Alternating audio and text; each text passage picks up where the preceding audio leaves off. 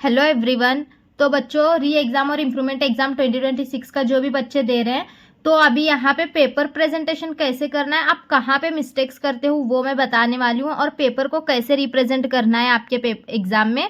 अगर आप इस तरीके से करते हो ना, तो आपको जब सारे आंसर्स आप करेक्टली लिख रहे हो बट कुछ मिस्टेक्स आप ऐसे करते हो जिसमें आपके मार्क्स कट जाते हैं, तो वो चीज़ें मैं यहाँ पे सब कुछ बताऊंगी। वीडियो बहुत ज़्यादा इंपॉर्टेंट है, और अभी तक आपने तड़वाला academy 9th and 10th Maharashtra को सब्सक्राइब नहीं किया है तो सब्सक्राइब करो, क्योंकि उस पर मैं लाइव आने वाली हूँ बच्चों 7:15 पे आज।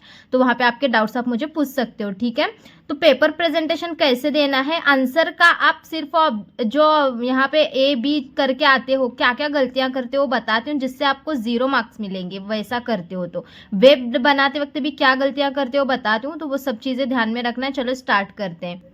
देखो, सबसे पहले ना आपको इस तरीके से सेक्शन 1 प्रोज करके ऊपर डालना है। अब क्वेश्चन नंबर 1 यहाँ पे आपने लिखा, उसमें का ए सॉल्व कर रहे हो, फिर ए में A1, तो ये सब कुछ यहाँ पे लिखना है और आंसर करके डाल के देखो यहाँ पे ए का क्या है, ट्रू है, तो ये ट्रू ऐसे लिखना है। आप क्या करते हो, सिर्फ वहाँ पे ए लिख के आते हो और ये वाला नहीं लिखते, तो आपका मार्क वहाँ पे कट जाता है। तो ये आंसर ए ट्रू है तो ट्रू, फिर बी ट्रू है तो ट्रू, सी ट्रू है तो ट्रू, फॉल्स है तो फॉल्स, इस तरीके से आपको रिप्रेजेंट करना है। फिर जब मैच द फॉलोइंग का क्वेश्चन होता है, तो आप कैसे करते हो, एक क्या करते हो, कभी कभी जोड़ी लगाते हो उस तरीके से, तो वैसे नहीं करना है। कॉलम ए कॉलम बी, या फिर कॉलम ए और यहाँ पे आंसर करके लिखो, यहाँ पे कॉलम ए और यहाँ पे आंसर करके भी लिख सकते हो। नैरेटर इसका जो आंसर करेक्ट है उसके सामने, कैमस उसका जो करेक्ट आंसर है उसके सामने, और ये कॉलम ऐसे बनाना है आपको। अगर क्वेश्चन पेपर में कॉलम दिया गया है तो वैसे बनाना है, अगर आप ये नहीं बनाते तो आपका आधा मार्क कट सकता है, ठीक है। A3 में भी देखो, आपको इस तरीके से पॉइंट वाइज आंसर लिखोगे ना, तो 2 में के 2 मार्क्स आराम से मिल जाएंगे। देखो इस तरीके से पॉइंट 1 पॉइंट 2 A3 का। फिर A4 देखो, यहाँ पे पर्सनल रिस्पॉन्स का होता है 1 2 3 4 5 लाइन्स तक भी आप ये पर्सनल रिस्पॉन्स का क्वेश्चन इस तरीके से लिखते हो, तो आपको आउट ऑफ आउट मार्क्स वहाँ पे आराम से मिल जाते हैं। फिर A5 जो होता है ना ग्रामर का, यहाँ पे क्या मिस्टेक्स करते हो बताती हूँ मैं। अब आपको वहाँ पे ऑप्शन दिए जाते हैं ABCD, 4 में से कोई एक करेक्ट चूज करो। आप क्या करते हो, सिर्फ ऑप्शन का ऑप्शन लिखते हो, वहाँ पे A है तो A, B है तो B, तो मार्क नहीं मिलेंगे। ऑप्शन लिख के उसके आगे जो भी करेक्ट सेंटेंस है वो लिखना पड़ेगा, जो करेक्ट सेंटेंस है वो लिखो, ठीक है। फिर चलो A6 वोकैबुलरी, इस तरीके से आपको लिखना होता है वोकैबुलरी को। अब उसमें ही B, ये देखो ये कुछ अभी यहाँ पे बोलने की ज़रूरत नहीं है, तो ये B1 का B क्वेश्चन भी आया, फिर B1 में ऐसे डाल के यहाँ पे इसको ऐसे रिप्रेजेंट करना है, ठीक है। ये देखो यहाँ पे ये B का हमारा क्वेश्चन कंप्लीट हुआ, मतलब कि वो वाला क्वेश्चन कंप्लीट हुआ। हमारी नीचे यहाँ पे जगह बची है, हम इसको क्या करेंगे, ऐसे एक लाइन यहाँ पे खींचेंगे और इस पेज को हम यहाँ पे छोड़ देंगे, ठीक है। Next new question new page पे देखो, यहाँ से हमारा क्वेश्चन नंबर 2 स्टार्ट होता है, A उसमें का A1, तो यहाँ पे और फिल इन द ब्लैंक्स का भी जो आता है ना, आप क्या मिस्टेक करते हो, सिर्फ फिल इन द ब्लैंक्स में आप क्या करते हो, जो मेन आंसर आएगा उतना ही लिखते हो, नहीं पूरा सेंटेंस लिखना है। फिल इन द ब्लैंक्स जितना अंडरलाइन है उतना अंडरलाइन करना है आपको, ठीक है। तो ये हो गया। फिर उसके बाद देखो यहाँ पे ये भी कैसे, जैसे उन्होंने बॉक्स दिया हुआ है उस तरीके से यहाँ पे बॉक्स को रिप्रेजेंट वगैरह करना है। फिर ये A3 होता है, फिर A3 A4 यहाँ पे पर्सनल रिस्पॉन्स का होता है, और उसके बाद A5 होता है, ठीक है। ये देखो ये A6 यहाँ पे वोकैबुलरी का भी ऐसा दिया जाएगा, तो इस तरीके से एक कॉलम ए और आंसर इस तरीके से रिप्रेजेंट करो। अब आगे भी देखो समरी राइटिंग को कैसे रिप्रेजेंट करना है, ऐसे डालो heading summary writing question number 2 का A, फिर यहाँ पे हेडिंग डालो, हेडिंग डाल के, या फिर आपका यहाँ पे एक हो गया तो आप ये पेज को छोड़ दो, न्यू पेज पर स्टार्ट कर सकते हो B समरी राइटिंग का। फिर ये हेडिंग डालो और ये देखो इतना, यहाँ से ये इतनी समरी आपको बनाना है इस तरीके से। आप यहाँ पे बॉक्स भी इसको बना सकते हो, चाहो तो नहीं बनाओगे तो भी कुछ फर्क नहीं पड़ेगा, ठीक है। अब समरी राइटिंग के बाद B होने के बाद C रहता है माइंड मैपिंग, तो माइंड मैपिंग को भी रिप्रेजेंट कैसे करना है, देखो सिस्टमेटिकली इस तरीके से आपको माइंड मैपिंग में बॉक्सेस वगैरह बना के ही माइंड मैपिंग को कंप्लीट करना है, ठीक है। इस तरीके से माइंड मैपिंग आपको लिखना है। वो हमारा पैसेज का सेक्शन हो गया। अब सेक्शन 2 जो आता है पोएट्री का, न्यू सेक्शन न्यू पेज पे सेक्शन 2 पोएट्री का, तो यहाँ पे भी देखो पोएट्री में आपको इस तरीके से दो करेक्ट जो सेंटेंस हैं वो लिखना था, तो बी और डी इसमें के करेक्ट थे, तो यहाँ पे बी और डी को करेक्ट यहाँ पे इस तरीके से लिखा है मैंने, ठीक है। फिर उसके बाद देखो ये बॉक्स को ये आपको रिप्रेजेंट ऐसे ही करना है। अगर ये नहीं बनाते हो आप बॉक्सेस तो आपका आधा मार्क कटता है। अगर आप ये पेंसिल से भी ड्रॉ करते हो तो भी हाफ मार्क कट जाता है, इसीलिए ये बॉक्सेस सब कुछ पेन से ही बनाओगे आप। फिर ये A3 को भी इस तरीके से रिप्रेजेंट करना है। A3 का आंसर पोएम का 4 से 5 लाइन का होना चाहिए। उसके बाद A4 देखो यहाँ पे जो क्वेश्चन पूछा गया है उस पर डिपेंड करेगा। A4 का भी 4 से 5 लाइन का आंसर आपका पोएम का होना चाहिए और A5 में भी आपका आंसर 4 से 5 लाइन का होना चाहिए, ठीक है। ये पोएम का हो गया। अब चलते हैं एप्रिसिएशन पे। ये देखो एप्रिसिएशन, ये क्वेश्चन यहाँ पे 3 का B है। एप्रिसिएशन ऐसे हेडिंग डालो। अब जो भी पोएम पूछी जाए वहाँ पे पोएम बोली जाती है, मतलब कि वहाँ पे पोएम दी जाती है, उसका एप्रिसिएशन करना है। एप्रिसिएशन में अबाउट द पोएम में क्या क्या लिखना है, पोएम का नाम और पोएट का नाम। थीम में थीम क्या है, evil feeling of jealousy. Poetic style क्या है वो लिखना है। स्पेशल फीचर्स इसमें आने चाहिए, मैसेज आना चाहिए और ओन ओपिनियन आना चाहिए।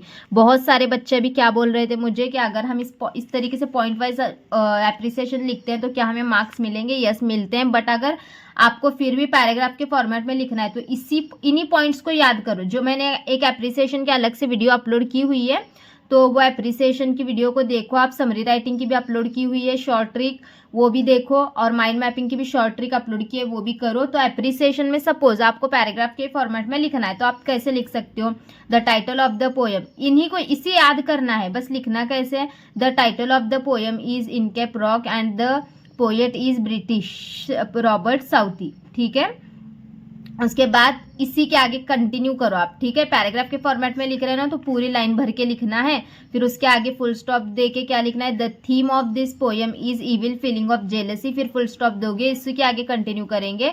The poetic style is effective word are used in this poem and the figure of speech is used in the poem is repetition and the special features of the poem is it beautiful presentation of the natural beauty। और यहाँ पे the poem gives message as we sow so shall we reap and my opinion is we should not overrate what we have received। इस तरीके से आप इसको ही paragraph format में भी कन्वर्ट कर सकते हो, ठीक है। ये एप्रिसिएशन हो गया।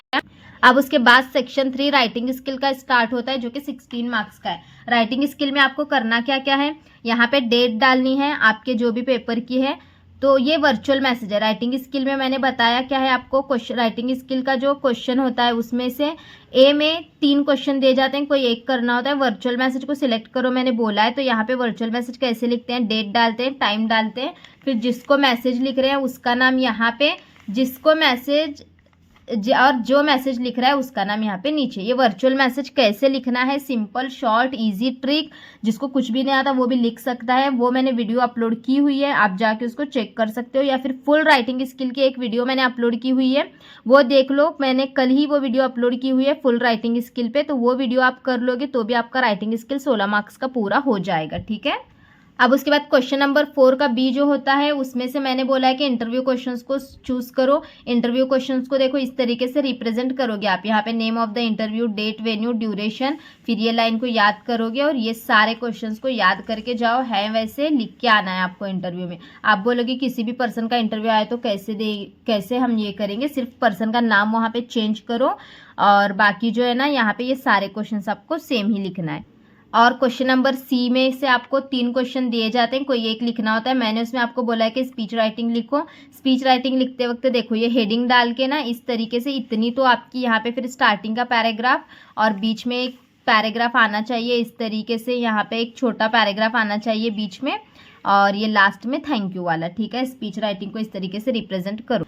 आप देखो ये बुक रिव्यू लिख रहे हो आप, क्वेश्चन नंबर 4 का डी, उसमें फिल्म रिव्यू हो सकता है या फिर बुक रिव्यू हो सकता है। तो यहाँ पे बुक रिव्यू या फिर फिल्म रिव्यू कोई भी हो तो इस तरीके से रिप्रेजेंट करना है। बुक रिव्यू नाम, title, author, country, language, year of publication, theme, genre, story, message और ओपिनियन। इसकी मैंने अलग से वीडियो भी अपलोड की हुई है, राइटिंग स्किल में है, चेक करो, ठीक है। फिल्म रिव्यू का हो गया। बुक रिव्यू अगर आप लिखते हो मतलब क्वेश्चन में मेंशन किया जाएगा फिल्म रिव्यू लिखना है या बुक रिव्यू। फिल्म रिव्यू बताया, बुक रिव्यू अगर बुक रिव्यू बताया, फिल्म रिव्यू आया तो भी इस तरीके से आपको title, director, producer, characters, genre, release date, music director, about, story और मैसेज और ओपिनियन, ये पॉइंट्स कवर होने चाहिए। ठीक है, चलो नेक्स्ट।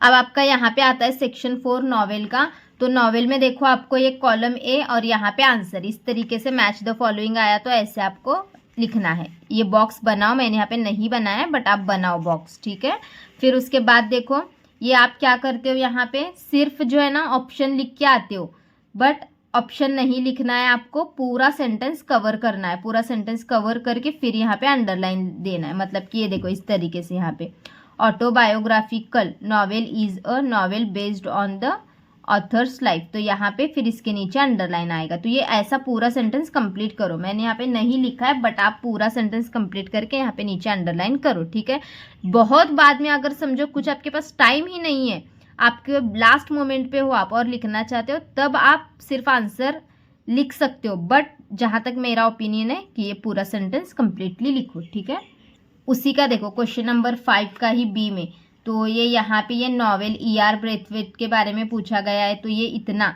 1 2 3 4 5 लाइंस भी आप याद करोगे तो चलेगा। मतलब कि नॉवेल सेक्शन के अंदर ये जो बड़े क्वेश्चंस होते हैं ना, एक क्वेश्चन 2 मार्क्स के लिए होता है, 5-5 लाइन्स आप याद करो। तो यहाँ पे मैंने बड़ा लिखा है, आप इसमें से 5 लाइन, फिर ये भी यहाँ पे देखो ये सेकेंड क्वेश्चन नंबर 5 का बी, उसका फर्स्ट और सेकेंड।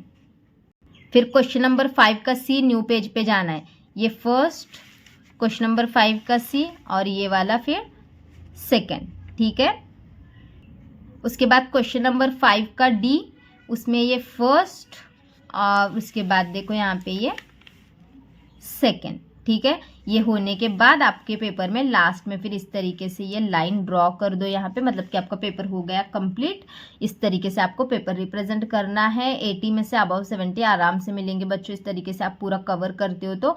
बट पूरा पेपर कवर होना चाहिए, इसीलिए टाइम मैनेजमेंट बहुत इंपॉर्टेंट है। अगर क्वेश्चन के आंसर्स मिल रहे हैं तो जल्दी जल्दी से लिखो, नहीं मिल रहा तो उसको छोड़ के आगे बढ़ो। जब पेपर पूरा कंप्लीट हो जाए तो जो जगह आपने वहाँ पे छोड़ी होती है वहाँ पे आंसर लिखना। ठीक है, तो कुछ भी डाउट होगा यहाँ पे कमेंट सेक्शन में पूछ लेना।